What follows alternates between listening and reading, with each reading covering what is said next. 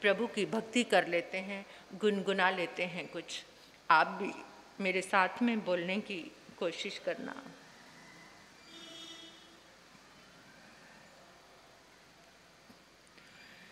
कर दियो दूर प्रभु मेरे मन का अंधेरा है,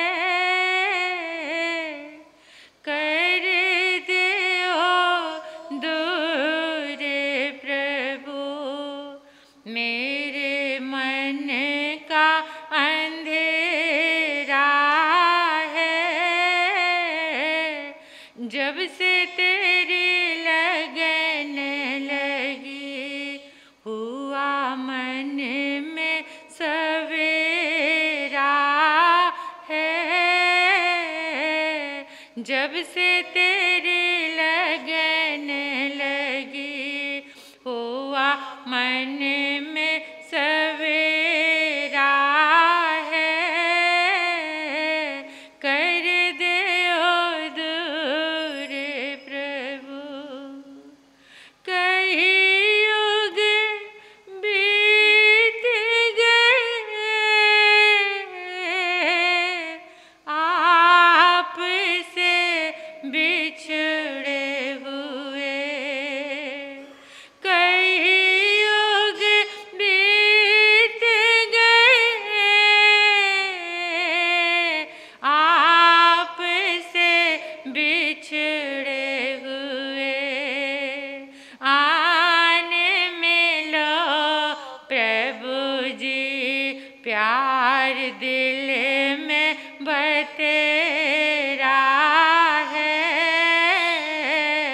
आने मिलो प्रभु जी प्यार दिल में बतेरा है। जब से तेरी लगन लगी हुआ मन में सवेरा है, जिनके मन आप बसे उनके मन कलियां खिली, जिनके मन आप बसे उनके मन कलियां खिली। चमक उठी ज्योति हुआ दूर अंधेरा है, चमक उठी ज्योति हुआ दूर अंधेरा है। जब से तेरी लगन लगी हुआ मन में सवेरा है, कर दियो दूर प्रभु मेरे मन का अंधेरा है। इसको हटा दो प्रभु मन पे जो पर्दा पड़ा, इसको हटा दो प्रभु मन पे जो पर्दा पड़ा। कोई नहीं अपना एक आसरा तेरा है, कोई नहीं अपना एक आसरा तेरा है। जब से तेरी लगन लगी हुआ मन में सवेरा है,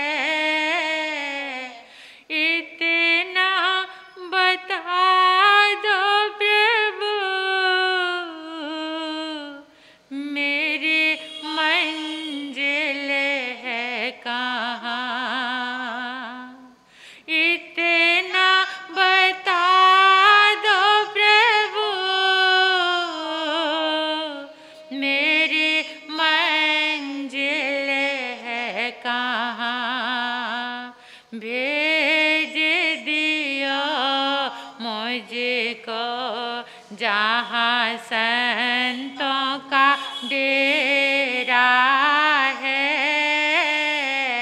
भेज दियो मुझको जहाँ संतों का डेरा है। जब से तेरी लगन लगी हुआ मन में सवेरा है। कर दे ओ दूर प्रभु मेरे मन का अंधेरा है। कर दे ओ दूर प्रभु।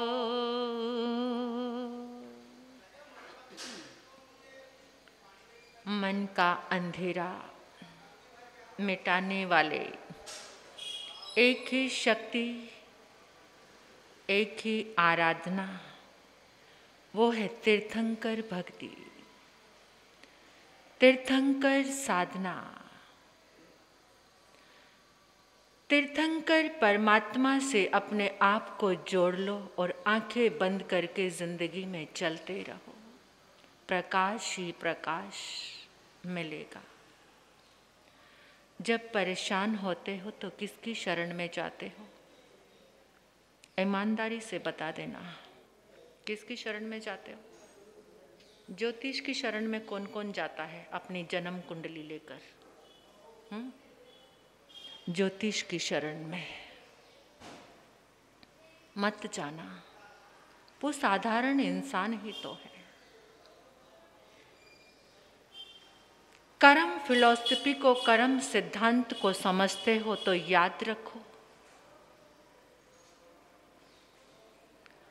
राम के जीवन से कुछ शिक्षा लो।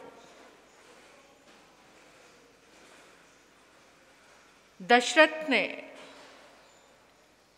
गुरु वशिष्ठ के पास जाकर कहा था, पूरे वर्ष का सर्वश्रेष्ठ मुहूर्त बताओ, दिन बताओ, मेरे अंत्यवासी मेरे प्रिय राम का राज्याभिषेक करना है। और गुरु वशिष्ठ ने अपने सारे ज्योतिष शास्त्र को देखकर ग्रह नक्षत्रों को व्यवस्थित करके सर्वश्रेष्ठ दिन बताया राम के राज्याभिषेक का। और वही दिन क्या बन गया? राम के वनवास का दिन बन गया। इतनी मन्नतों से, इतने अरमानों से पिता ने वो दिन निकलवाया था, और वही दिन राम के वन गमन का, वनवास का दिन बन जाता है। किस पर विश्वास करते हो? किस पर? कौन सा ज्योतिष शास्त्र? कौन सी शुभ मुहूर्त? कौन सी शुभ घड़ी? इस मन के तारों को जहां अटका दिया, जहां उलझा दिया, वैसी ही एनर्जी तुम्हारे भीतर आती रहती है। और हैरान होती हूं मैं, सूर्य, चांद, बृहस्पति, शनि सब तीर्थंकर परमात्मा की परिक्रमा करते हुए अपने आप को सौभाग्यशाली समझते हैं।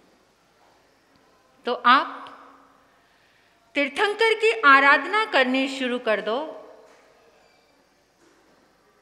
सुचिन्ना कम्मा सुचिन्ना फला भवंती, दुचिन्ना कम्मा दुचिन्ना फला भवंती।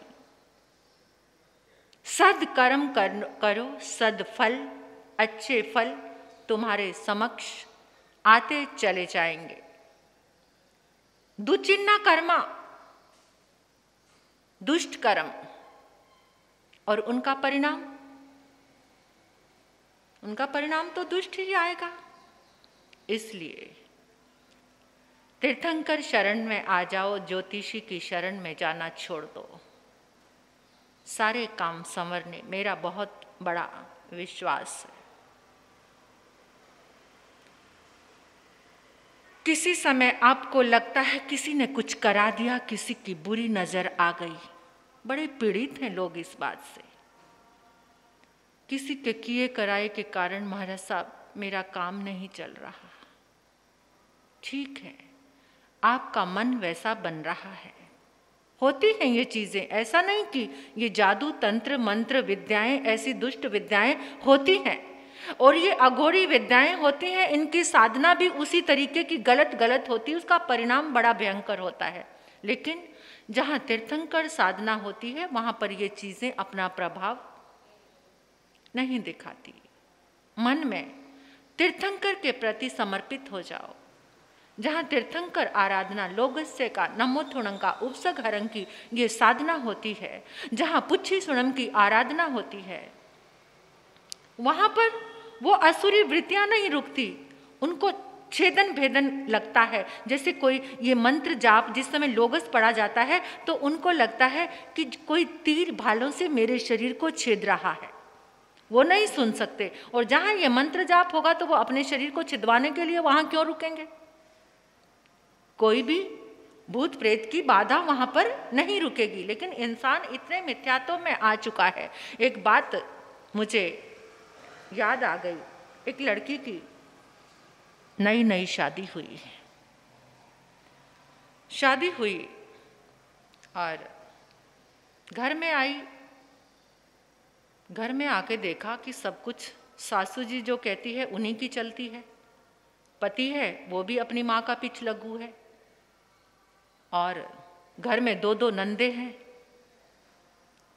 एक की शादी हो गई, एक कवारी बैठी है। जिसकी शादी हो गई वो भी आकर दखल अंदाजी करती है, सब कुछ माँ हर बात उसी को पूछ कर करती है, उसी को बताती है। जो रही सही कसर है वो छोटी निकाल देती है। मेरे सिर पे नाचेगी। किसी ज्योतिषी के पास गई और जाकर कहने लगी, कुछ ऐसा मंत्र बता दो कि ना रहे बांस और ना बजे बांसुरी। मियाँ बीवी राजी, क्या करेगा काजी। बस हम पति पत्नी ही रहें, कुछ ऐसा मंत्र बता दो जिसके कारण मेरी ये सारी परेशानी दूर हो जाए। ज्योतिषी भी बेचारा बड़े कमाल का था, उसने भी एक मंत्र दे दिया। मंत्र दिया, अब वो क्या करती है, और उसने कहा कि इस मंत्र की साधना जिस समय रात को शाम को चांद निकल आएगा ना, तो चांद को जाकर अर्घ देना और ये मंत्र पढ़ना, और ये मंत्र तुझे हर रोज लगातार 21 दिन तक करना है। वो रोज अपनी थाली सजाती, उसमें दिया जलाती और एक जल से भरा हुआ छोटा सा कलश रखती और घर के पिछवाड़े में पहुंच जाती।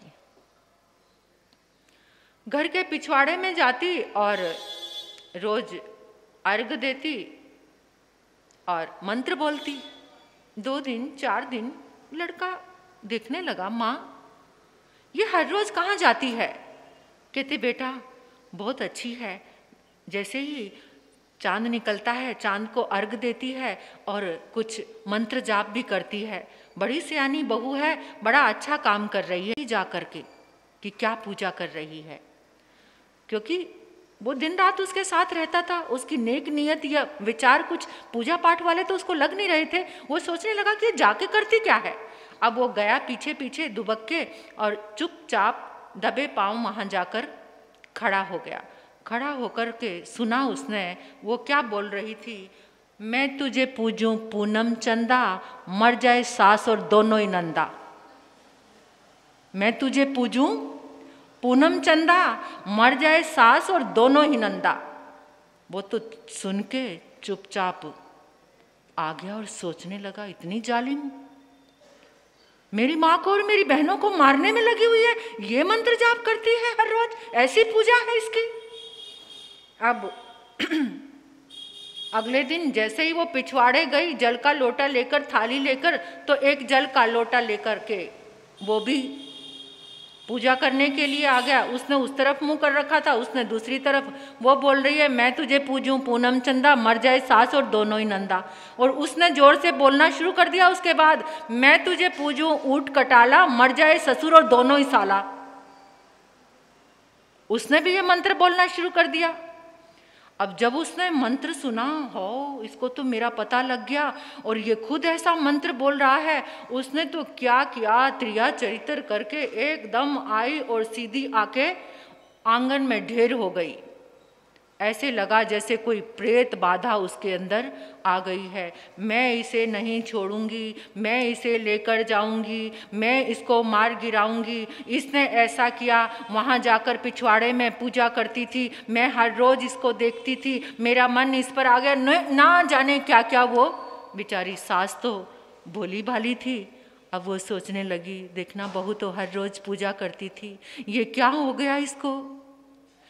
उसको बार बार हाथ जोड़कर कह रही है, तू इसे छोड़कर चली जा, जो हम कहेंगे तू कहेगी वही हम करेंगे। क्योंकि ऐसे जो प्रेत बाधा अंदर आती है तो वो कुछ ना कुछ बोलती है। ऐसे देखा हमने बहुत सारा। लेकिन होगा उसके कुछ लोग ऐसे होते हैं कि कोई परिवार में मिथ्यात्व का आश्रय लेते हैं, परिवार को काबू में करने के लिए, अपने पीछे लगाने के लिए। दुष्प्रवृत्तियाँ, जहाँ पर धर्म नहीं है, सम्यक बोध नहीं है, वो लोग कितने घरों में, गाँव में आज भी ऐसे त्रिया चरित्र, ऐसे मिथ्यात्व का सेवन करके परिवार में उदंडता मचाए रखते हैं कुछ लोग।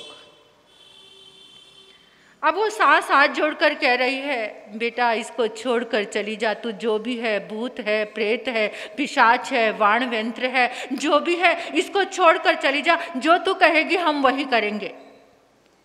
तो वो कहने लगी, इसका एक ही इलाज है। कहते क्या?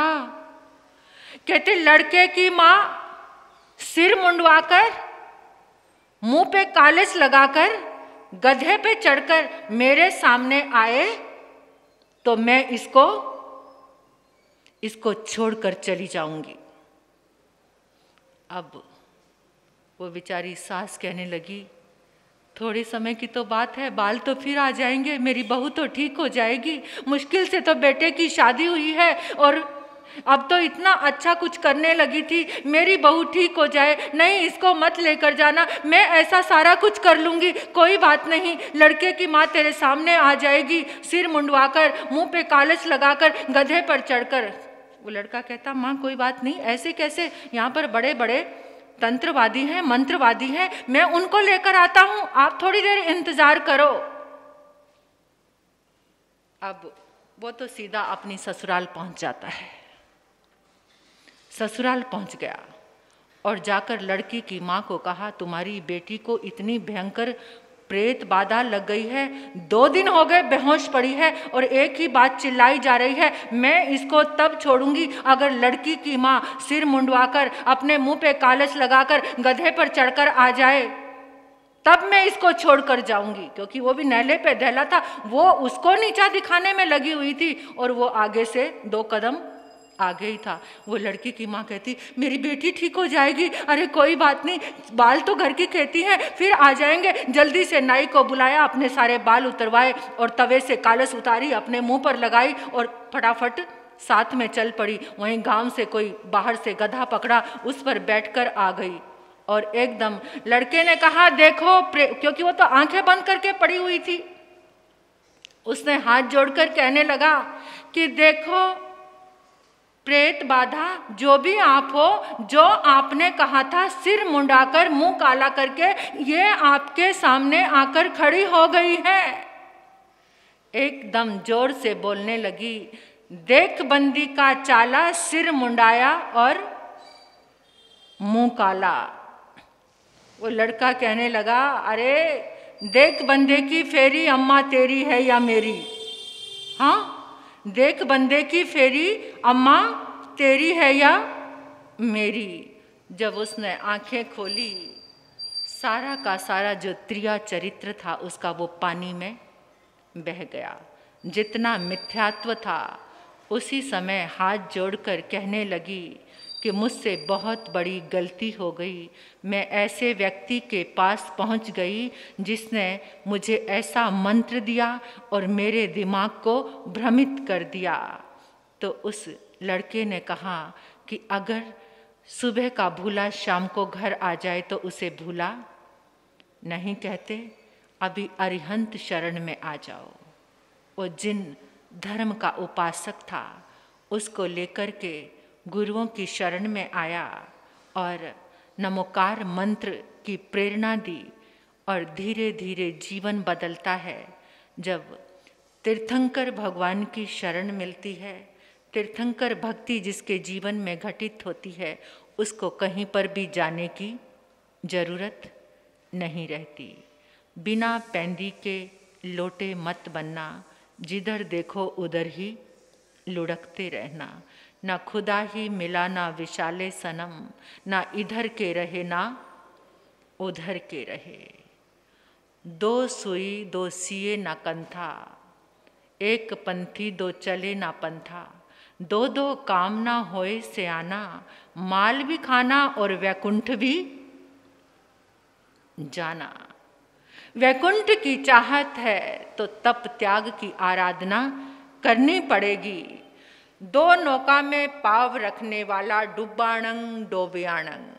अरिहंत शरण को छोड़कर जो भ्रमित होते हैं, दूसरी जगह पर जाते हैं, आज भी तीर्थंकर परमात्मा की अनंत ऊर्जा, जो ये पाठ शोभायमान होता है, गरिमावान होता है, ये तीर्थंकर परमात्मा प्रभु महावीर की अनंत ऊर्जा से, उनके शासन की। तीर्थंकर नाम कर्म का मैंने बताया था आपको उत्तराधन आगम की आराधना में 21,000 वर्ष तक तीर्थंकर नाम कर्म का पुण्य इस धरती पर रहेगा। परमात्मा का शासन चलता रहेगा। तो तीर्थंकर ऊर्जा को अपनी भावना के माध्यम से, भावना जोग सुदप्पा, भावना और योग से अपनी आत्मा का शुद्धिकरण करने वाले को तीर्थंकर परमात्मा की ऊर्जा आज भी उपलब्ध हो सकती है, कहीं पर भी नहीं गई है।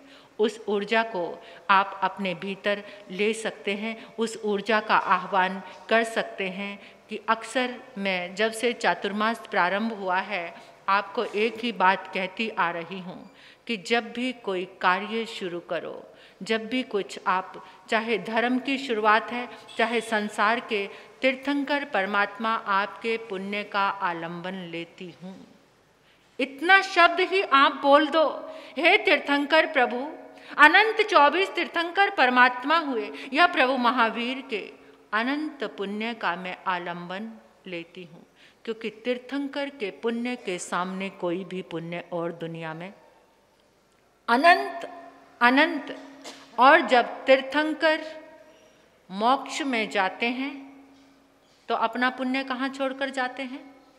इस धरती पर, क्योंकि मोक्ष में पुण्य जाता नहीं। वो परम पिता अपने नाम कर्म का, तीर्थंकर नाम कर्म का पुण्य इसी धरती पर छोड़कर जाते हैं। और उस तीर्थंकर नाम कर्म के पुण्य का आलंबन लेकर अगर आप कोई भी कार्य करते हैं तो आपका वो कार्य तीर्थंकर ऊर्जा उसके साथ समाहित होने लगती है। तो जो आपके भाग्य में नहीं है वो भी तीर्थंकर भगवान आपको देते हैं। सिर्फ उनका आलंबन लेना सीख लो। आलंबन लेना, आलंबन जिसका लोगा उसी का ही पुण्य काम करेगा। तुम किसका आलंबन लेते हो? देवी देवता का लेते हो तो देवी देवता का पुण्य तो सीमित होता है, थोड़ा होता है। देवी देवता को आप नमन करो क्योंकि वो शासन के रक्षक देवी देव हैं, लेकिन आपका जो श्रद्धा का भाव है, जो आपकी श्रद्धा की डोर है, वो तीर्थंकर परमात्मा के चरणों से जुड़ी होनी चाहिए, अरिहंत सिद्ध से जुड़ी होनी चाहिए। ये तीर्थंकर परमात्मा जिसका जिसका आलंबन लेते हो, जिसको जिसको याद करते हो, दिन भर अपने आप को चेक करना कि आप सुबह से लेकर शाम तक आज सबसे ज़्यादा याद आपने किसको किया है। उसी की ऊर्जा, उसी की एनर्जी आपके भीतर में आएगी, उसका गुण धर्म आपके जीवन में जीवंत हो जाएगा, जिसको आप दिन भर में याद करते हो। कोई भी है वो, किसी कमजोर व्यक्ति को, किसी क्रोधी व्यक्ति को, किसी विषय वासना से भरे व्यक्ति को अगर आप दिन भर में याद करते हैं तो उसका जीवन का जितनी भी एनर्जी है वो आपके पास ट्रांसफर होती रहेगी, आपकी होती रहेगी। तो इसलिए याद किसको करना है, उसे याद करो। रात को लेटते हो, नींद नहीं आती, जीवन के छोटे छोटे स्टेप हैं, गाड़ी में सफ़र कर रहे हो, बातों में गॉसिपबाजी में ज़िंदगी निकाल देते हो, उस समय आंखें बंद करके थोड़ा सोचो कि मैं तीर्थंकर भगवान के समोशरण में जा रही हूँ। ये चिंतन को ही तो मोड़ देना है, चिंतन को ही तो सफल करना है, चिंतन से ही सब कुछ मिलता है। आप सुबह उठते हैं, तीर्थंकर ऊर्जा का आलंबन लो, शाम को तीर्थंकर ऊर्जा का, जब सोते हो तीर्थंकर ऊर्जा का आलंबन लेकर प्रभु आपकी शरण में हो। ऐसा सोच के चिंतन करके देखो आपके दिन, आपकी रात्रियां कितनी शुभ होनी शुरू हो जाएंगी, कितना अच्छा, और धीरे धीरे ये रोग शोक जिंदगी के ये भी खत्म होने शुरू हो जाएंगे। जितनी वाइब्रेशंस तीर्थंकर की आपके जीवन में प्रवेश करेगी, आपके जीवन से उतने ही रोग शोक, मेरे अनुभव की बात है, मैं अपने अनुभव की बात से ही आपको बोलती हूँ। इस जीव आत्मा ने, मुक्ता नाम की देह जीव आत्मा ने कर्म तो किए हैं, रोग शोक आते हैं, ये नहीं आएंगे, लेकिन तीर्थंकर परमात्मा की आराधना से अपने आप ही ठीक होने शुरू हो जाते हैं। मुझे तो डॉक्टर पर विश्वास नहीं, अपने तीर्थंकर भगवान पर विश्वास है, तीर्थंकर परमात्मा की ऊर्जा पर ही विश्वास है।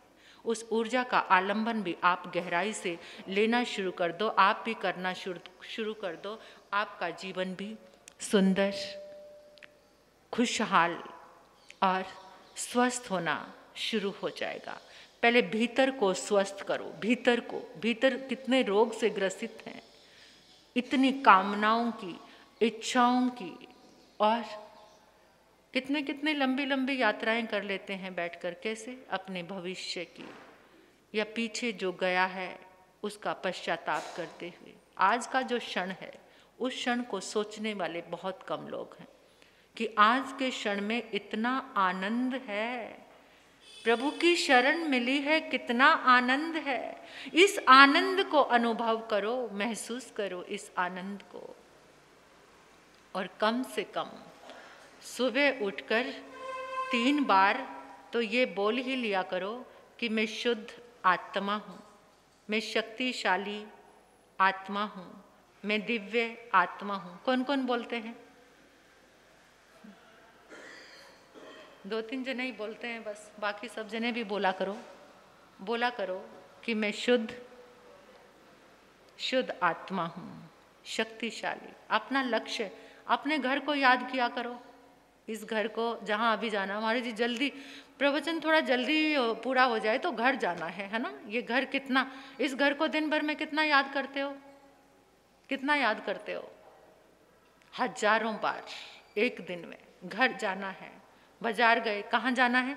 आना है, घर आना है। कहीं और गए, कहाँ आना है? घर आना है। उस घर को याद करते जो अपना है, असली घर। नकली वाले को याद करते रहते, इसे छोड़कर जाना है ना, पता है सबको, इसे छोड़कर जाना है। दिन में कम से कम 3 बार तो अपने असली वाले घर को याद कर लिया करो। कौन सा है सबका घर? सब जने बोल दो। हाँ, सिद्धालय, मोक्ष। कोई लोग ऐसे भी होंगे जिनको जरूरत नहीं है मोक्ष की। हाँ, ऐसा कौन सोचते हैं? बोरियत वाली मोक्ष की लाइफ तो बड़ी बोरियत वाली है, चुपचाप वहाँ बैठे रहो, कुछ करना नहीं, कोई मार्केट नहीं, कोई बाजार नहीं, कोई मॉल नहीं, कोई कुछ नहीं। बच्चों को कई बार बात की जाए ना तो बच्चे क्या कहते हैं, हमारे जी बोर हो जाएंगे वहाँ जाकर, तो वहाँ ना बाजार है, ना मार्केट है, ना कोई मॉल है, ना कोई ऐसी चीज़ है जहाँ पर हम कुछ खरीदी कर सकें, कोई ड्रेस भी नहीं मिलती है वहाँ तो। ज्ञान दर्शन चरित्र का रमण, आत्मा की परम उपलब्धि। सोच कर देखो, जहाँ दुख तकलीफ, ये देह की सारी पीड़ाएं मिट जाती हैं, सिर्फ सोचने मात्र से ही इतना आनंद है। और जब वो अनुभूति में आएगा तो वो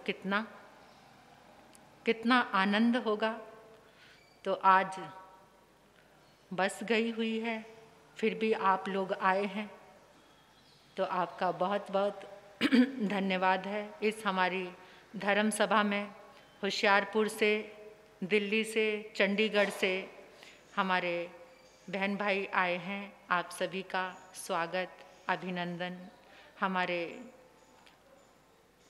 सुनीता जी महाराज साहब के संसारी भाई आए हैं, भाई भाभी बड़े धर्मात्मा हैं और बड़े धर्म की आराधना करते हैं, साधु संतों की सेवा करते हैं। पिछला हमारा होली चतुर्मास का समय चंडीगढ़ का रहा, इन्होंने बड़ा लाभ लिया, ये आए हैं, आपका हार्दिक अभिनंदन। और होशियारपुर से भी 2010 में हमारा चातुर्मास था, मीना बहन, अनु जी और भी एक और बहन है ना, 3 जने आए ना।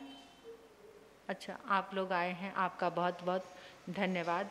और दिल्ली से भी गुन्नी जी महाराज साहब के परम भक्त शिष्य, गुरु पूर्णिमा पे हम दुनिया के किसी भी कोने में हों, वो हमेशा दर्शन के लिए, भले ही चेन्नई हों, भले बेंगलोर, बॉम्बे, पूना, कहीं पर भी, वो छोटेपन से लड़के को इतनी श्रद्धा, अब तो वो परिवार वाला है बहुत सालों से, तो गुरु पूर्णिमा पर चातुर्मास जिस समय प्रारंभ होता है, हम कहीं भी हों तो वो कभी भी मिस नहीं करता।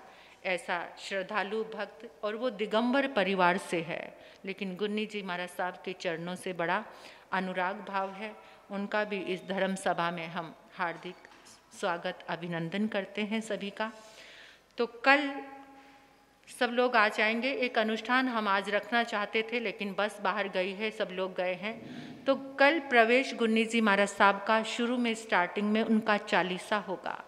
मैं निरंतर उनके गुणों के बारे में बता रही हूँ आपको कि वो 47 वर्ष में ही उनका देवलोक गमन हो गया था, लेकिन गुन्नी मैया मोहन माला जी महाराज साहब को उन्होंने तप का दिव्य वरदान दिया।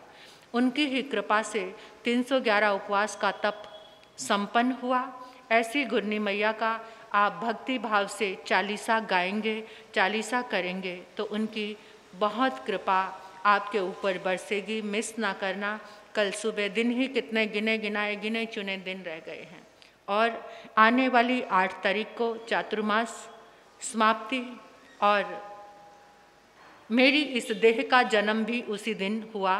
तो उसी उपलक्ष्य में 3 दिन का एक कार्यक्रम है, यानी जप और तप की आराधना। यही साधु जीवन के जन्म का मकसद ही यही होता है कि उसके निमित्त से, वैसे तो 1 साल कम हो गया है, कोई खुशी मनाने जैसी बात तो होती ही नहीं, लेकिन इस निमित्त से अगर धर्म की आराधना होती है तो ये सौदा घाटे का नहीं, ये सौदा तो लाभ का ही है।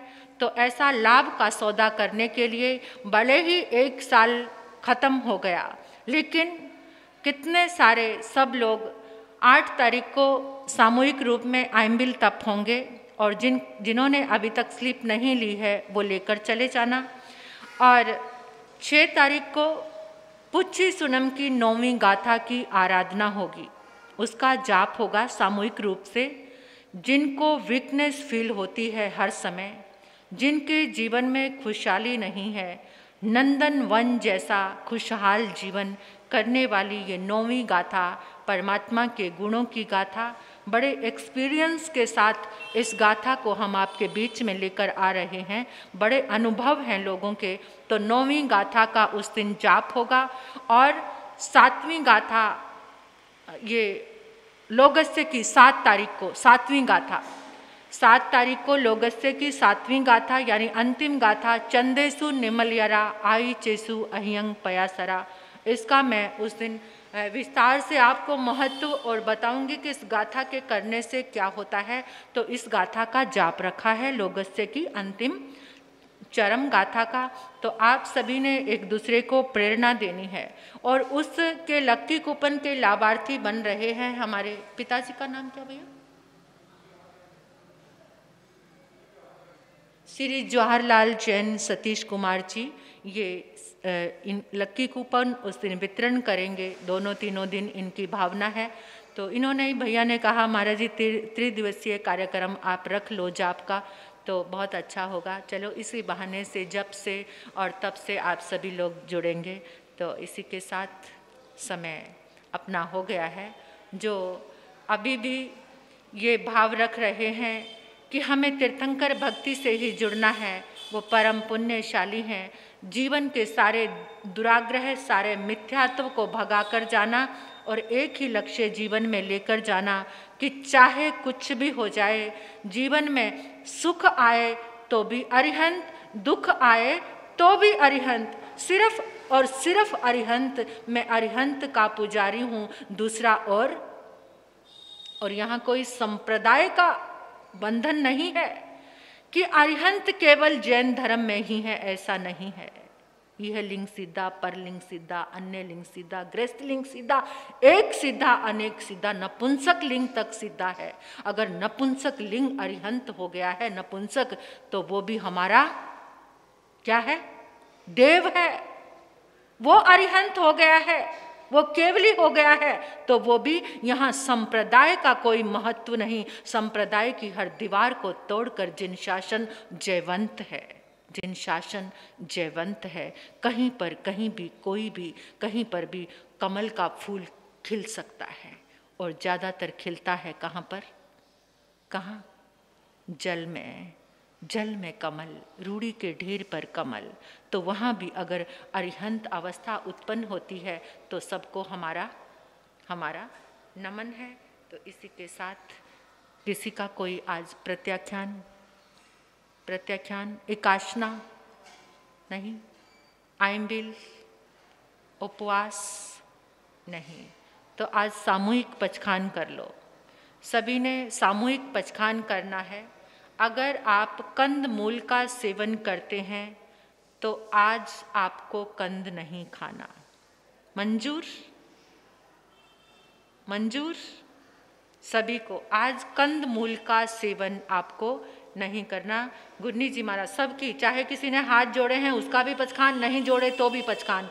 कंद मूल का सेवन आज के दिन नहीं करना। बहुत सारी चीज़ें हैं खाने के लिए। गुरनी जी महाराज की आज्ञा से तस्वंते पड़ी कामी निंदा में गृहमी त्याग वो श्रेय। नियम धारण करने वालों का बहुत बहुत अभिनंदन, धन्यवाद। ठीक है जी, अब जयकारे बुला के मंगल पाठ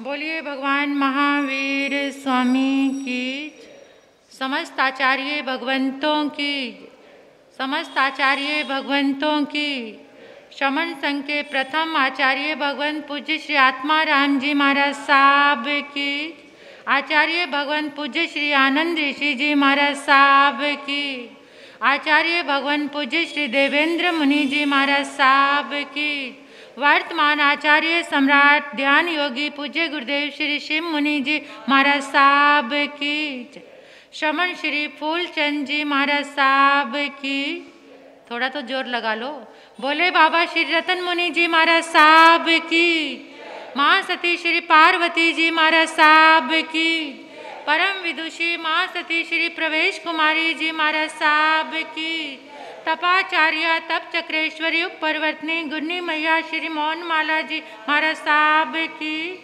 शासन प्रभाविका आइम्बिल तपाराधिका गुन्नी मैया श्री पुनीत ज्योति जी महाराज साहब की, तप सूर्या महासाध्वी श्री निधि ज्योति जी महाराज साहब की, संसार के सभी महापुरुषों की, जैन धर्म की।